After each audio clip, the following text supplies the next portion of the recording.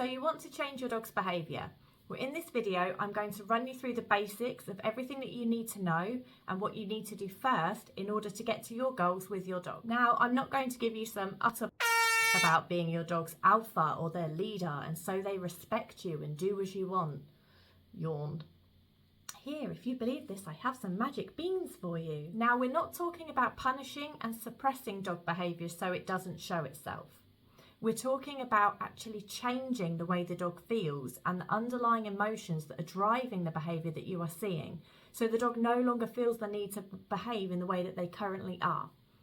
Now, the first thing that we need to do is to determine whether your dog has any underlying medical problems or allergies or skin-related conditions, any previous injuries or current injuries that could be causing them discomfort or pain, and to check for any gut discomfort.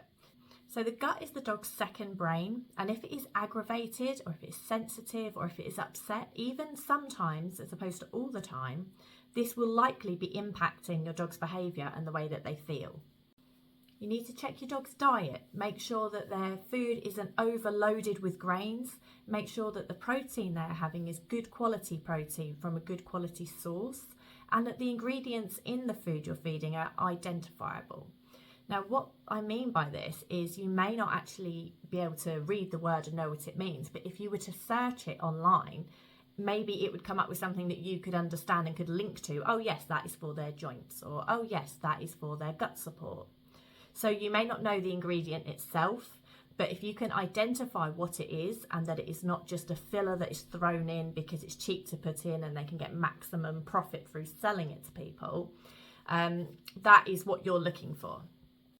Now, if there is anything that you think your dog may be sensitive to, intolerant to, or even allergic to, then you need to cut this out from their diet and definitely look towards other sources of protein or ingredients that could go into their diet that could benefit them. If you're not sure about what your dog should be having and if their diet is any good, get in touch with a canine dietitian who are qualified to give you the information about what would be right for your dog. On the note of medical problems and gut, have you ever tested your dog for Giardia? Do you know what Giardia is? It can be found in gardens, on walks, in dog's poo if they have Giardia, and it spreads like wildfire. Now, the problem with Giardia is it shows itself in many different ways.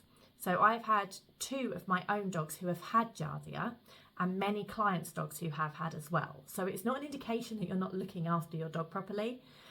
It's just an indication that there is Giardia present. So it can show itself as loose stools, lots of smelly sort of gases coming from your dog, the inability to settle and relax, excessive barking, pacing around, generally being quite exaggerated in what they do. So this may be in their greetings or in their play styles that's different to normal. So of course, if your dog is always quite exaggerated, this may not be the case.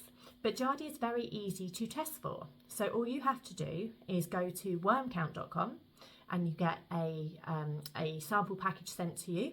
You send away the feces sample in a secure tight package, send it away, and they will test it for you. So it is vets in a lab who will test it for you, and they will email you back and let you know if your dog has Giardia present or any other of the bacterias and worms and parasites that you are testing for. So get this done as soon as possible if you haven't done, because it is very common. Your dog could have it even if you do regularly worm and defleet them. So it's well worth getting your dog checked out, and at least then you have a baseline and you know when they did not have anything. If you're still with me, this means that you're finding the information in this video valuable, and it will likely be valuable to other people who have a dog too.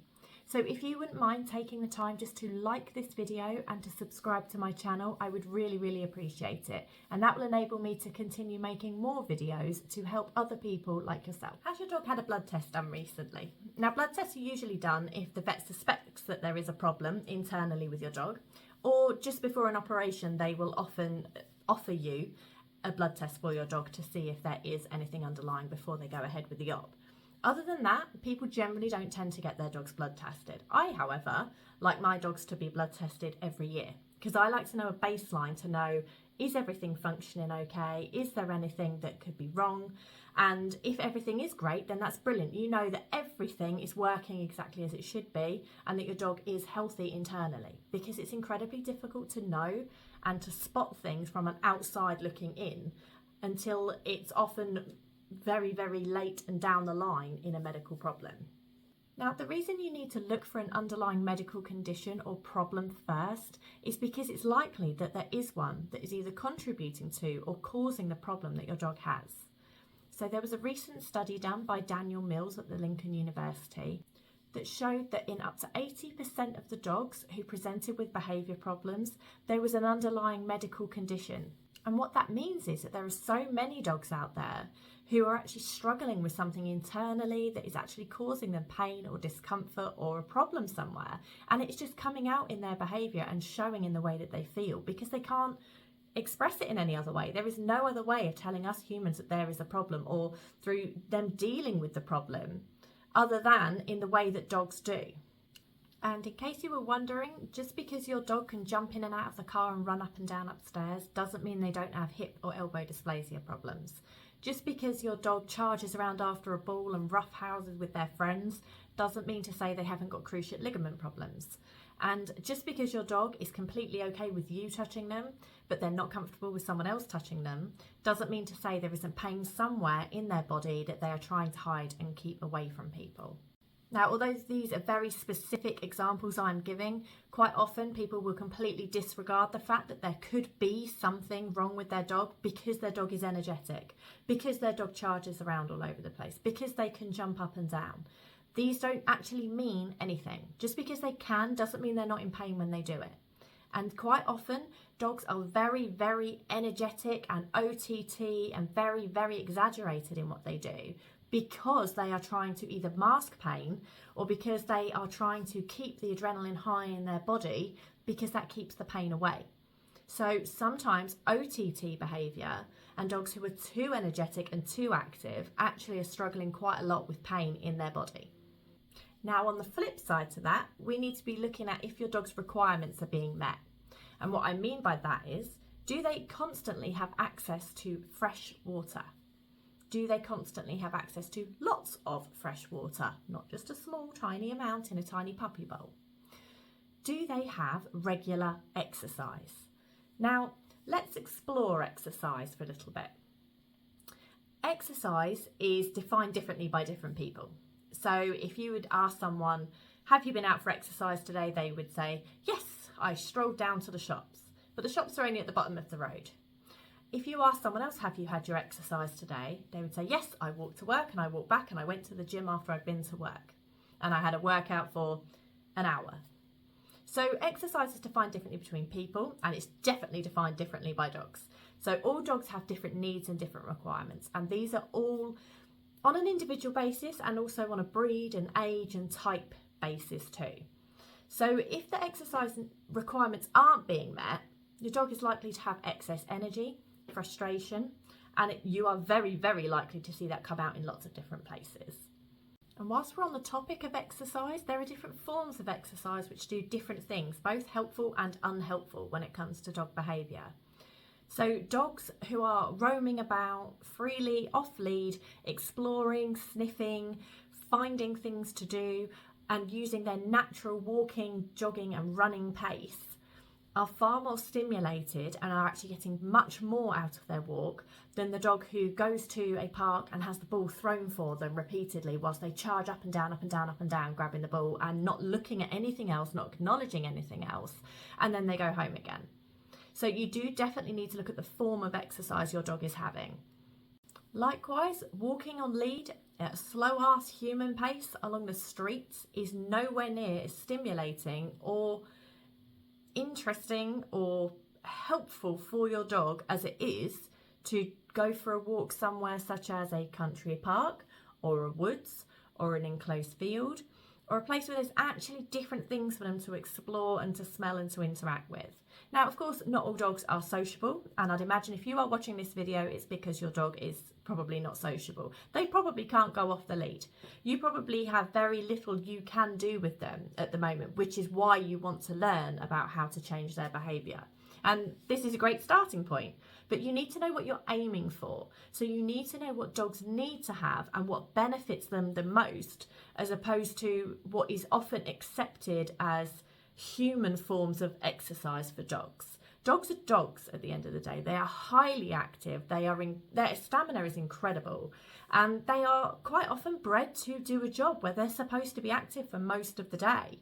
And what's happening nowadays is that dogs are spending most of their day doing not a huge amount other than just being the dog at home, and then they get a walk so that they're not being a pain. That's kind of how exercise is often seen. It's, oh, I've got to walk the dog, as opposed to the dog needs to have walks every day, and they need to be exploring and being really, really beneficial for them and everything that comes instinctive to them.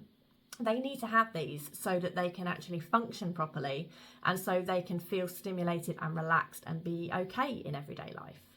Now let's talk about social requirements. Are your dog's social requirements being met? If you're being honest with yourself, if you have a really sociable dog, and by super sociable I mean they love to spend time with other dogs, they love to meet people, they love to be, looking across a field to go run at someone, and they love to be spending time with them and just generally loving life, being around other living beings. If your dog is super social and you're being honest with yourself, is their social requirement being met? Are they free enough with different people and dogs on a very regular basis to a point where it is meeting their need? On the flip side to this, do you have a dog who actually doesn't like to keep meeting new people, new dogs? Are they a dog who likes to keep themselves to themselves, and not because they have a ball that you're throwing? I'm talking about ball-less and food-less. Do they like to keep themselves to themselves? Are they actually quite happy just minding their own business and enjoying their walks or enjoying their home life without strangers coming into the home and without people and dogs imposing themselves on them? So we have two different kinds of dog, and we call them ravers and librarians. Some dogs are natural ravers, and they absolutely love to be in the thick of everything. They think everyone and everything is awesome. We also call these the optimistic dogs. So they just thoroughly assume that everything will go brilliantly. This person I'm going to meet is going to love me. This dog I'm going to meet is going to love me. And then we have the librarian side. These are generally your pessimistic kind of dogs. Now, pessimistic dogs seem to have a bit more of a negative biased view of the world. They almost assume danger before it is there. They assume things or people or dogs are likely to be a problem to them or a danger to them before proven otherwise. So they kind of err on the side of caution and would rather keep themselves to themselves. Now, it doesn't mean that they're a nervous dog particularly, some of them are, but it just means that they actually are not all that social. So you have optimistic and pessimistic, ravers and librarians. Which one is your dog? Because this will help you when it comes to knowing how to meet their social requirement on a daily basis. So now that we've had a look at some of the underlying things that could be causing the behaviour or contributing to it, we can now look at the behaviour itself. And what we need to know is, do we have a dog problem or a human problem?